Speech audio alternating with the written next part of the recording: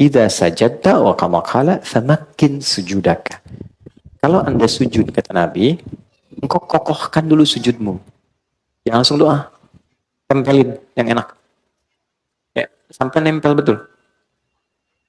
Kening tempelin. Makanya teman-teman, tempat sujudnya kalau bisa jangan terlalu empuk. Ya. Supaya nempelnya enak. Gitu. Ya, karena itu di atas bantal nggak boleh sujud. Terlalu empuk. Sejadah coba cek kalau terlalu empuk tuh yang membuat nggak nempel, nggak ngerasa nempel tuh, ya itu kurang dianjurkan. Ya. Jadi kalau pas nempel tuh terasa betul sehingga ada nempel, nanti saat darah mengalir ke otak tuh kalau kita sedikit MRI itu ada kayak titik God spot di sini. Sampai merasa tenang di situ, nyatu. Nah biasanya kalau energinya sudah ke situ, ada rasa nyaman, ada tenang, ada ketundukan. Awalnya kalau belum benar pusing dulu tuh, itu awalnya. Nah nanti nempel semua, ini nempel. Kalau sudah nempel betul ada sensasi yang berbeda pada diri kita. Jelas? Oke. Jadi itu dulu yang pertama saya tekankan, tempelkan dulu dengan baik. Rambut panjang tidak harus diikat. Laki-laki ya, bukan perempuan. Biarkan dia terurai. Dengan catatan, tidak menutupi keningnya. Oke, kalau 1-2 menutup, masih kena kening, masih nempel, itu sah. Walaupun makruh. Makruh tanzih istilahnya. Kalau bisa dihindari. Karena nggak disukai, tapi tetap sah.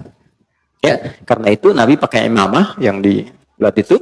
Ya, kita pakai peci sekarang. Ya, itu salah satunya bukan ingin membuat penampilan performance sebagai tidak. Asal katanya supaya akarnya rambut ini yang mungkin panjang tertutup sehingga tidak terlalu menutup bagian saat kita sujud.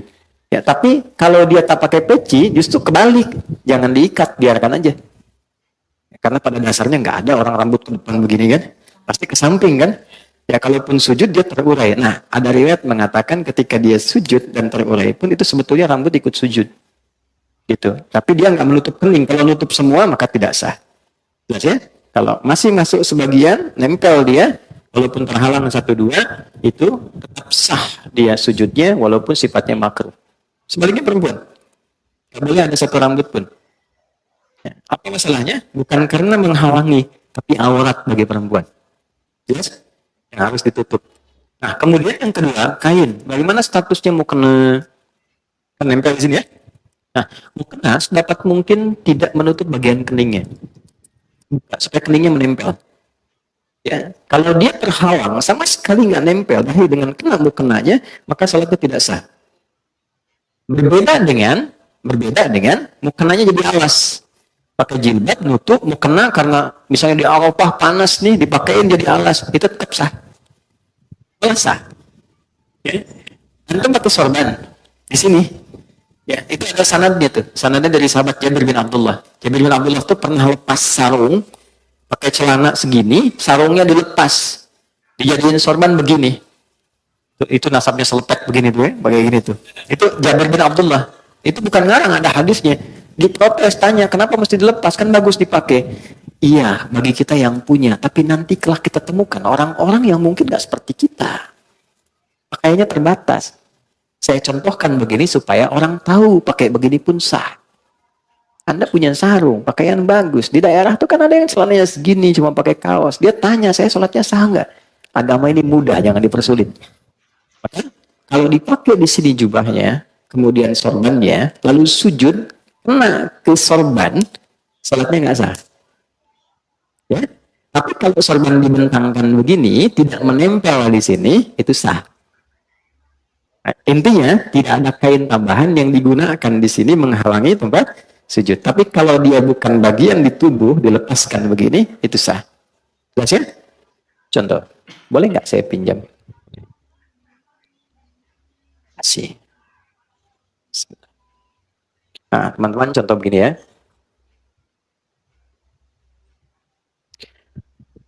Kemudian mau sujud. Begitu mau sujud, ini terurai ke depan.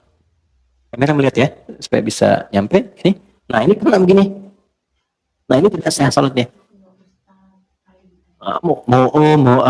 Tidak sah. Oke? Ya. Karena ini sesuatu yang ada dalam tubuh, nempel begini, ikut terbawa. Tapi kalau begini, saya wukuf di Arafah, panas gini, dekat batu, saya gini kan supaya nggak terlalu panas. Sah. Jelas? Sekolah ya. Jelas begini? Baik. Sudah sempurna sujudnya? Belum, karena belum berdoa. Baru sujud. Sekarang doanya biasanya apa? Yang kita baca? Nah, kita punya 2 menit lagi. Doanya bisa Subhana Rabbiyal A'la. Boleh tambah Subhana Rabbiyal A'la wa bihamdi. Ada lagi satu lagi. Subhanakallahumma Rabbana bihamdika Allahumma gfirli. Sudah. Baik. Ini tidak banyak orang tahu. Itu doa pembuka. Bukan doa yang sesungguhnya. Itu doa pembuka. Kita sedang berusaha mendekatkan diri kita sama Allah. Subhana rabbiyal a'la wa bihamdi. Ya Allah, Engkau yang maha tinggi. Saking agungnya, aku tundukkan bagian terhormatku hanya untukmu. Kan kehormatan manusia itu di kepalanya.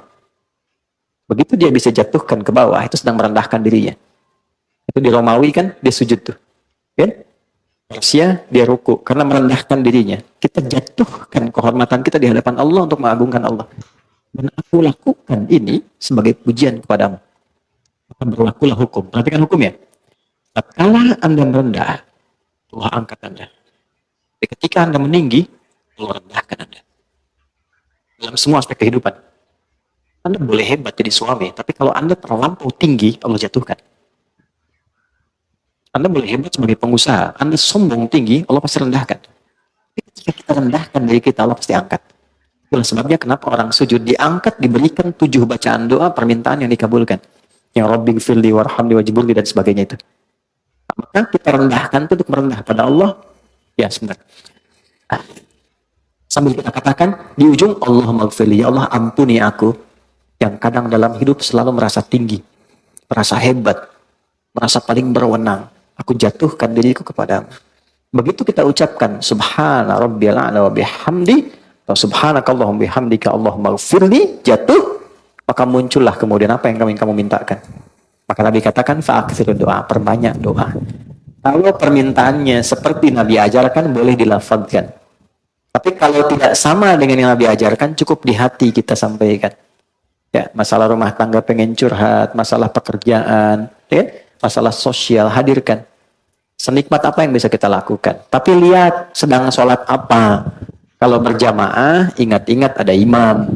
Jangan imam sudah naik lagi, Anda masih sujud. Atau sebaliknya, Anda jadi imam, ingat makmum. Ada batas standar. Karena itulah silahkan nikmati dalam sholat sunnah. Tahajud, duha, tumpahkan aja. Minta sama Allah. Nah, itu dalam hati. Tapi kalau sekiranya Nabi pernah ajarkan doanya, boleh bacakan dengan lisan kita. Baru saja kita menonton video dari Ustadz Adi Hidayat. Semoga dari video tadi dapat menambah wawasan kita tentang ilmu agama. Karena tidak ada kata yang indah selain kata belajar. Demikian ngaji kita hari ini. Bila Anda suka dengan video kami, tombol lonceng notifikasi dengan cara like, comment, subscribe. Semoga ngaji hari ini mendapatkan ilmu yang manfaat. Saya akhiri, wabillahi taufik walhidayah. Wassalamualaikum warahmatullahi wabarakatuh.